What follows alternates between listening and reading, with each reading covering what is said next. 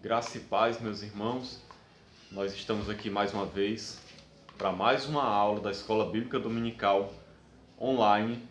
Hoje nós vamos ter a aula de número 3 da revista Compromisso, essa revista aqui da editora Convicção, uma editora que publica materiais da Igreja Batista, da Convenção Batista Brasileira. E hoje nós vamos estudar sobre o seguinte tema.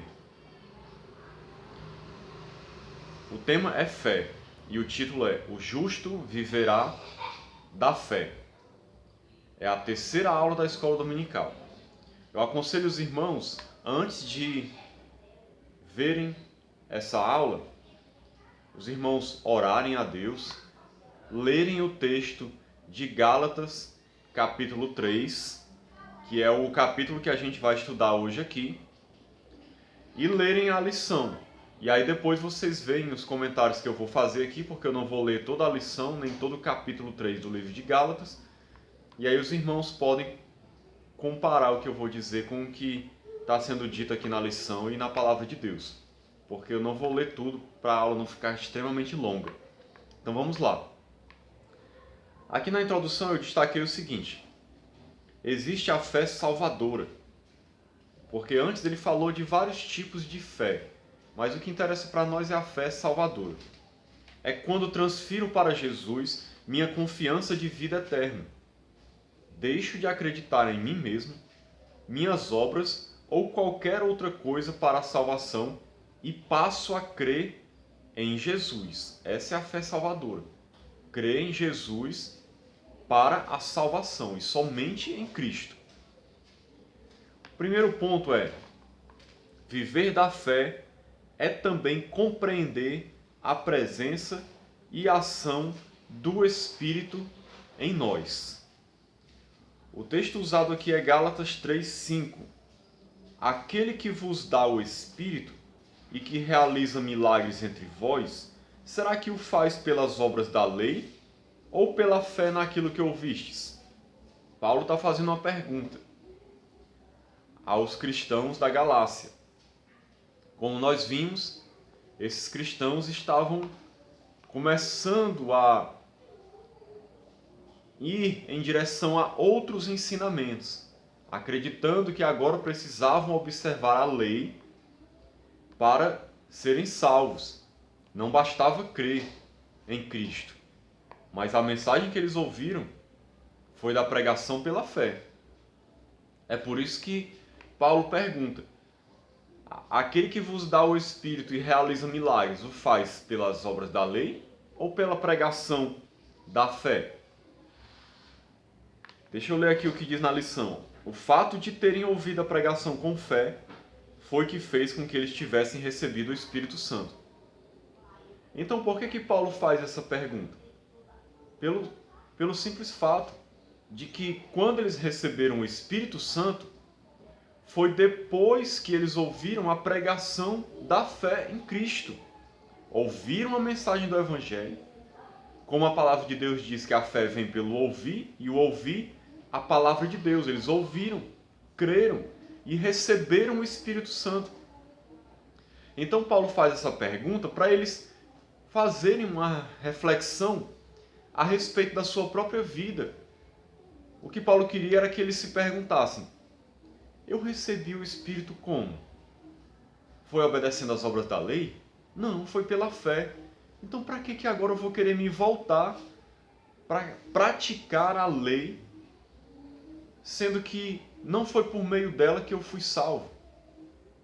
Interessante, irmãos, é que os gentios, que eram os não-judeus, muitos, acredito eu, que não sabiam nem o que era a lei de Moisés.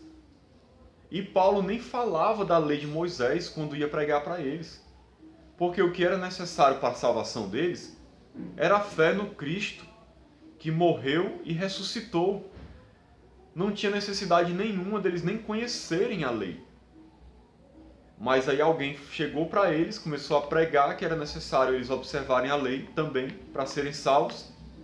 E eles estavam fascinados por isso. Aqui também diz o seguinte: o Espírito que faz que esta vida na fé seja vitoriosa e nos conduz à semelhança de Cristo. Então o Espírito Santo é que nos dá essa vida vitoriosa. Por isso que Paulo fala: quem é que realiza milagres no meio de vós? Ele diz: aquele que vos dá o Espírito que realiza milagres no meio de vós. Então quem realiza os milagres é Deus, por meio do poder do Espírito Santo. Realizou milagres, sinais maravilhosos ali, no meio daqueles cristãos, e inclusive o maior milagre que existe, que é o milagre da salvação. Então quem é que realiza essas coisas maravilhosas? Quem é que faz que esta vida seja vitoriosa, como diz aqui? E nos transforma, nos leva a ser semelhantes a Cristo. Foi a lei que fez isso? Não foi. Era isso, Paulo estava lançando essas perguntas para levar eles a uma reflexão. Parem, pensem. Foi pela lei que vocês foram salvos? Foi pela lei que vocês receberam o Espírito? Os milagres que foram realizados foi pela lei? Por obras da lei? Não. Foi pela fé que tudo isso aconteceu. Se eles compreendessem isso, eles iam compreender que, na verdade, a fé em Cristo era suficiente. Não precisavam eles se voltarem para a lei com o intuito de obter salvação. Ponto 2 diz o seguinte: viver da fé é entender que a verdadeira obediência é a verdade do Evangelho, ou seja, obediência à verdade. Isso é viver da fé, é entender que a verdadeira obediência é a obediência à verdade do Evangelho. Gálatas 3:1 diz: ó Gálatas insensatos, quem vos seduziu ou quem vos fascinou? Em outras versões, não foi diante de vós que Jesus Cristo foi exposto como crucificado? Foi exposto como crucificado não literalmente, mas pela pregação do Evangelho, a mensagem da cruz, a mensagem do Cristo crucificado, que expôs essa realidade que aconteceu com Cristo para eles. E aí Paulo pergunta: Gálatas insensatos, quem vos fascinou? Esta influência permitida os levou à condição de insensatos, ou seja, gente sem inteligência e bom senso. Isso é um insensato, é um tolo, alguém que não está usando o bom senso, a sua inteligência para analisar as coisas. O que eles estavam cometendo era tolice. A fé está ligada à obediência à verdade, o ensino de Deus. Eles estavam sendo tolos, irmãos, insensatos. Por isso que Paulo os repreende, porque eles estavam abandonando a fé para querer viver sob a lei. E é por isso que Paulo pergunta: Jesus Cristo não foi exposto diante de vós crucificado e agora vocês estão querendo abandonar a fé nessa verdade? Nós vivemos num mundo recheado de crendices, superstições e misticismo.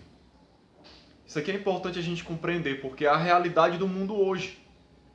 E eu vou falar um pouco para vocês aqui o que é cada uma dessas coisas, só para a gente ter uma ideia. Superstições são coisas que as pessoas acreditam que, supostamente fazendo aquilo ali, vão obter algum favor de Deus. Tipo como se fosse uma simpatia, uma superstição. Ou ela crê em alguma coisa que não é verdade, mas vem é um mito criado no imaginário das pessoas. Por exemplo, tem gente que acredita uma superstição evangélica. Tem gente que acha que se você pegar uma mensagem que você recebeu e enviar para 10 pessoas, no final você vai receber uma bênção. Quem não já recebeu esse tipo de mensagem? De pessoas evangélicas, dizendo: olha, envie essa mensagem para 10 pessoas e no final você será abençoado. E ainda tem gente que diz assim: se você não enviar essa mensagem para 10 pessoas, olha, teve gente que morreu porque não fez isso, que ficou doente. Isso é superstição. E tem gente na igreja que acredita nessas coisas. Crendice. Crendice. Por exemplo, tem gente hoje em dia que acredita que o lenço de um suposto apóstolo vai curá-la, se ela passar aquele lenço nela. Eu não vou entrar em detalhes aqui, mas isso aconteceu com Paulo uma vez. E não foi ordenado por Deus esse tipo de prática, e tem gente hoje que repete isso como se isso fosse uma verdade para todas as épocas e sempre Deus fosse realizar isso. Se torna uma crendice popular. Misticismo. Tem gente que confunde por exemplo, a intuição com a direção de Deus, com a voz de Deus. Tem gente que segue a sua própria vontade, o seu achismo, uma sensação que ele tem, uma emoção, e ele acha que ali foi Deus falando com ele. É daí que surgem muitas vezes as supostas revelações, e aí que traz falsas profecias. Tem gente que às vezes sente uma emoção, um arrepio, acha que foi o Espírito Santo agindo nela, e muitas vezes nem foi. Isso é misticismo. Isso muitas vezes traz novas doutrinas, novos ensinamentos, coisas que nem vêm da parte de Deus. Não basta alguém dizer e anunciar o nome de Jesus. É preciso que haja um entendimento e a verificação do que se tem dito sobre Jesus. Veja que nós estamos falando sobre que viver da fé é obedecer ao Evangelho. Então não basta alguém falar de Jesus. O que está sendo dito sobre Jesus tem que ser verdade. Muita gente fala de Jesus hoje. Muitas pessoas supostamente pregam o Evangelho. Mas a gente tem que analisar. É realmente de Jesus que eles estão falando? É o Evangelho que eles estão falando? É a verdade da palavra de Deus? Nós não podemos ser seduzidos, como os Gálatas foram, sem olhar se aquilo ali condiz com a verdade. Não basta alguém falar que tem fé. É preciso conhecer o conteúdo dessa fé. É pelo conteúdo que podemos avaliar e conhecer a fé. Não posso separar a fé da obediência à verdade. Então muita gente chega e diz: eu sou cristão, eu tenho fé. Nós não podemos simplesmente considerar que todo mundo que diz que tem fé, realmente tem fé.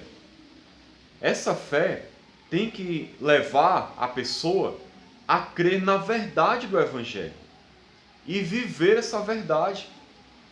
Se eu digo que tenho fé e ensino um monte de mentiras, ensino muitas coisas erradas a respeito de Cristo, isso não é a fé verdadeira. Eu estou enganado porque a verdadeira fé me leva a viver a verdade do Evangelho, do Cristo crucificado.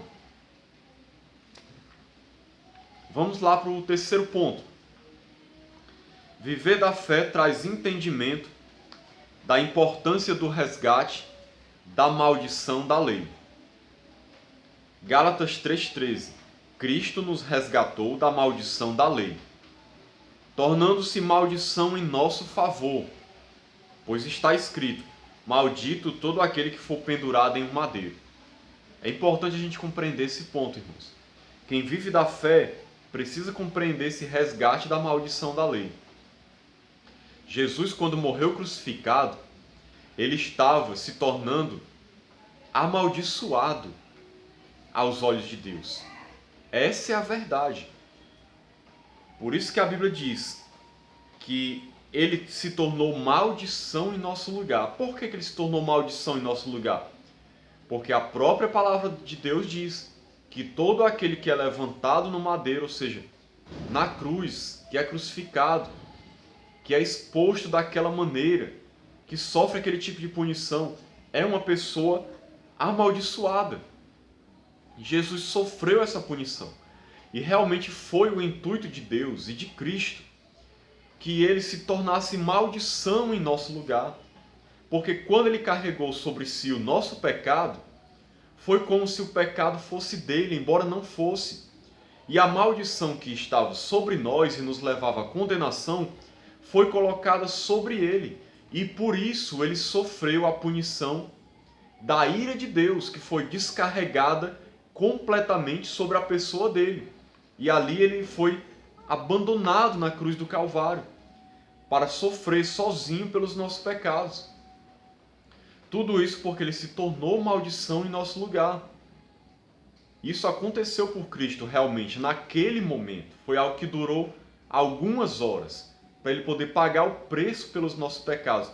E para que isso? Para poder fazer o que diz aqui, nos resgatar da maldição da lei. Resgatar, a palavra resgate significa aqui na Bíblia, você pagar um preço para comprar um escravo. Então Cristo pagou o preço a Deus, não ao diabo. A Deus, para satisfazer a justiça de Deus, ele pagou o preço que era exigido pela justiça de Deus para nos resgatar, para nos comprar da escravidão, da maldição que a gente vivia e nos livrar dessa condenação. Então Cristo fez isso por nós, se tornando maldição em nosso lugar. Fomos comprados por bom preço, o sangue de Jesus, com o objetivo de retornar, de voltar para Deus. Cristo nos livrou da maldição da lei por meio de sua morte expiatória e vicária na cruz do Calvário. Fomos libertos do pecado e de todo o legalismo. O ponto aqui é o seguinte: nós fomos libertos do pecado, nós fomos libertos da maldição da lei. Por que Paulo estava falando isso aos Gálatas? Pelo simples fato de que eles deveriam entender que eles foram resgatados da maldição da lei. Por isso eles não poderiam agora querer se voltar para viver sob a lei, colocando a lei como se fosse senhora deles e tendo a lei como um meio de salvação. Porque se eles fizessem isso, como eles estavam querendo fazer, eles iam se colocar novamente debaixo de um jugo de maldição. Porque a palavra de Deus diz que aquele que tropeça em um só ponto da lei se torna maldito. Então, se eu sou liberto de uma maldição, de uma escravidão por causa da lei, não é que a lei fosse ruim. Paulo explica isso em outros lugares. A lei era boa, mas quando a lei apareceu, ela revelou o pecado que há na pessoa. E aí, por causa disso, a pessoa se tornou maldita, porque a lei dizia, por exemplo, não roube, não mate, e a pessoa não conseguia obedecer isso plenamente. Quando ela não obedecia, ela se tornava maldita, porque a lei dizia que aquele que não obedecesse em tudo seria alvo de maldição. Então, automaticamente, a pessoa ficava debaixo de maldição. E os Gálatas estavam querendo voltar a essa situação, sendo que eles foram libertos daquilo. Era isso que Paulo estava falando, que era uma incoerência eles quererem voltar àquela realidade. Eles estavam numa situação muito superior. Quarto ponto, viver da fé faz entender que a lei é boa quando é entendida como aio.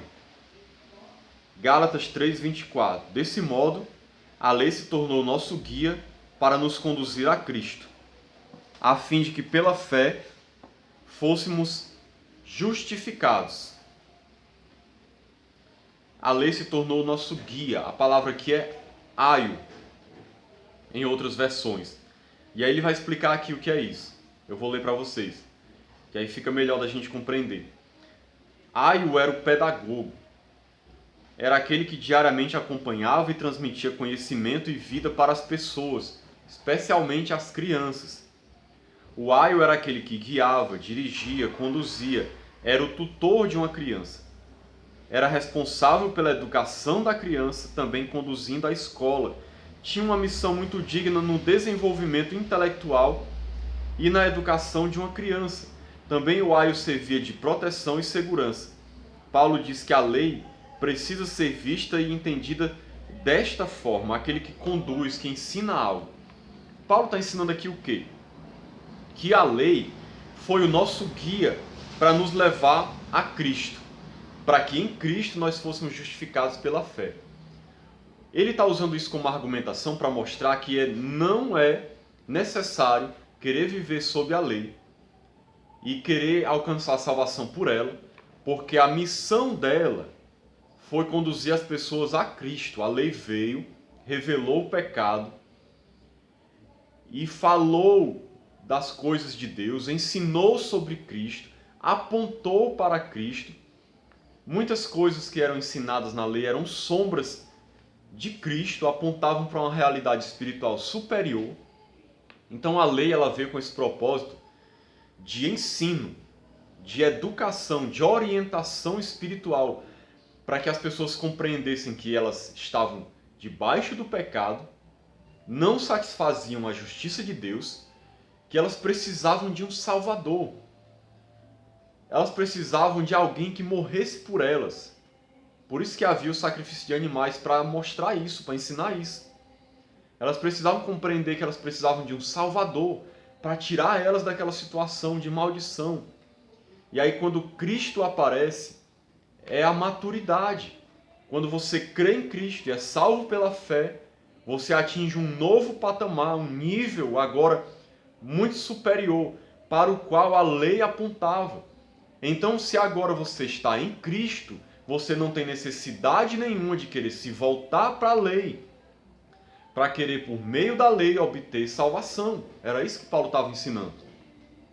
Na maturidade, não precisaria mais do aio. Já teria cumprido sua tarefa. Tinha tarefa limitada e temporária. Quem está em Cristo não precisa mais do aio, da lei, para a sua salvação. E ninguém nunca precisou da lei para salvação, essa é a verdade, muito menos agora.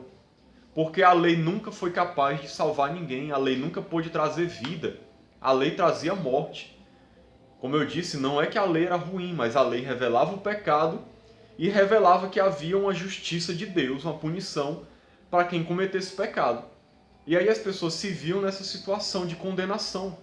Então a lei não trazia vida, nunca trouxe. Como eu expliquei na outra aula, mesmo os santos do Antigo Testamento foram salvos pela graça, por meio da fé, crendo no Cristo que viria, no Messias. E hoje nós somos salvos crendo no Cristo que já veio, mas a salvação sempre foi e sempre vai ser pela graça, por meio da fé. Então era um absurdo querer se voltar para a lei, para viver sob a lei.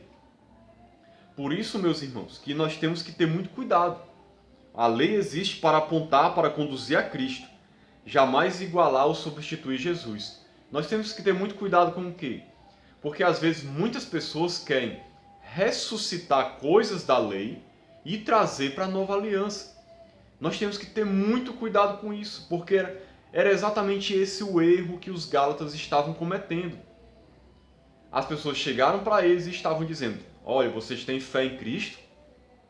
Tudo bem, mas vocês vão ter também que obedecer aqui esses mandamentos da lei. Começaram a citar vários mandamentos para eles obedecerem. Circuncisão, guarda de sábado, dietas alimentares, guardar as festas judaicas e outras coisas mais. Então nós temos que ter muito cuidado, porque às vezes as pessoas leem o Antigo Testamento e pensam: o Antigo Testamento é a palavra de Deus. Então, tudo que está dizendo lá, eu tenho que obedecer, eu tenho que praticar. Não é assim a maneira correta de interpretar a Bíblia. Você tem que ler o Antigo Testamento à luz do Novo Testamento. Porque você tem que observar o que permanece hoje ou não. Tudo aquilo que permanece da lei na Nova Aliança foi ensinado na Nova Aliança novamente. Por isso que nós vemos na Nova Aliança falando sobre não matar, não adulterar, não roubar, não dar falso testemunho, não idolatrar, amar o seu próximo, amar a Deus. Porque todas essas coisas que já eram ensinadas na lei são valores relacionados ao caráter moral de Deus e que não mudam nunca. Essas coisas nunca foram abolidas. Mas existem outras coisas que você não pode simplesmente tirar do Antigo Testamento e trazer para a Nova Aliança e dizer: pratiquem isso, porque senão vocês vão estar debaixo de condenação. Vocês vão para o inferno se não fizerem isso. Nós temos que ter muito cuidado com isso. Nós devemos ensinar algo do Antigo Testamento se for mostrado que no Novo Testamento aquilo ali era praticado e vivido pela igreja. Porque senão nós corremos um risco muito grande de estar querendo ressuscitar um mandamento da lei, que era sombra de uma realidade futura, que foi abolido, e agora querer colocar isso como jugo para as pessoas e dizendo para elas que se elas não observarem aquele mandamento, elas vão para o inferno. Isso é muito perigoso e era exatamente o que estava acontecendo na igreja da Galácia.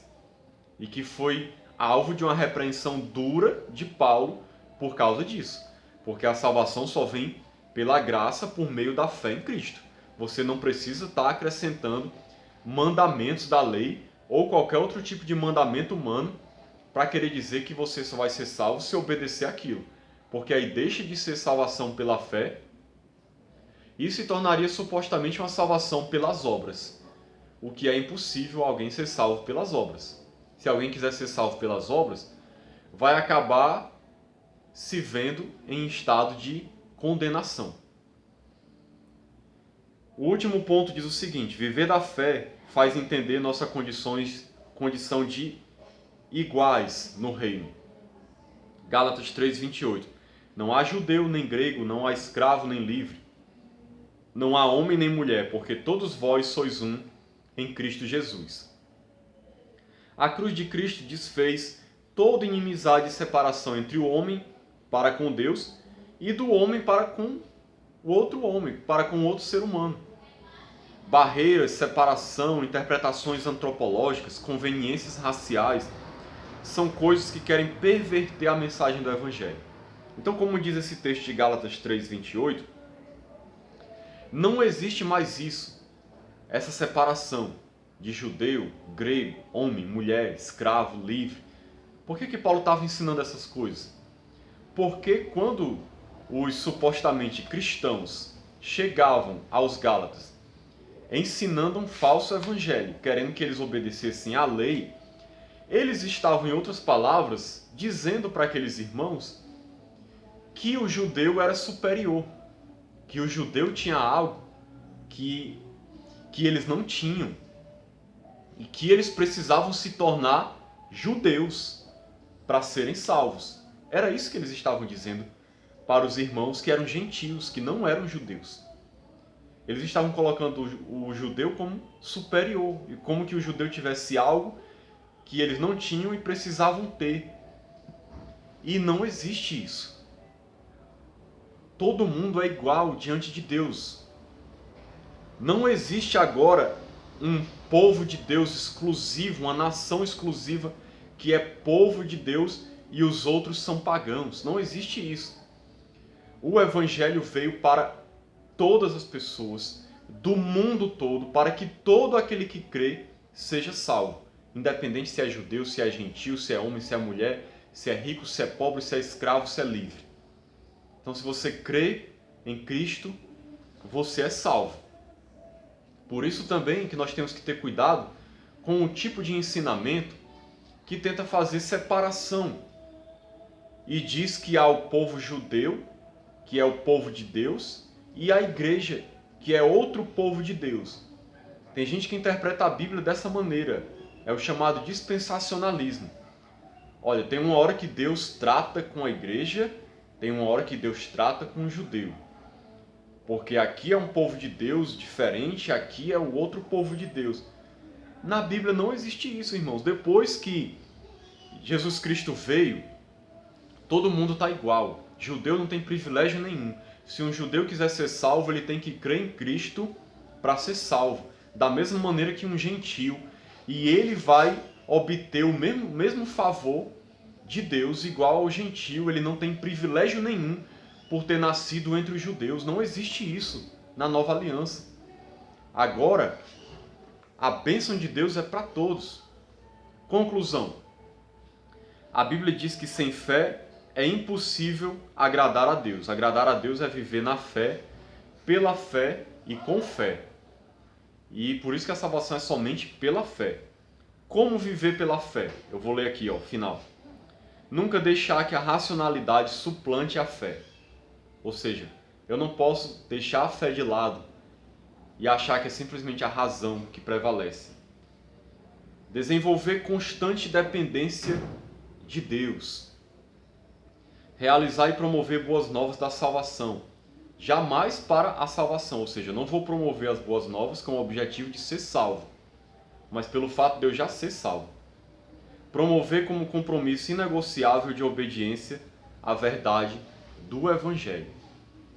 Então, irmãos, que Deus nos abençoe, nos ilumine e qualquer dúvida, estamos por aqui. Vocês sabem como falar com a gente, comigo, ou pode falar com o pastor também.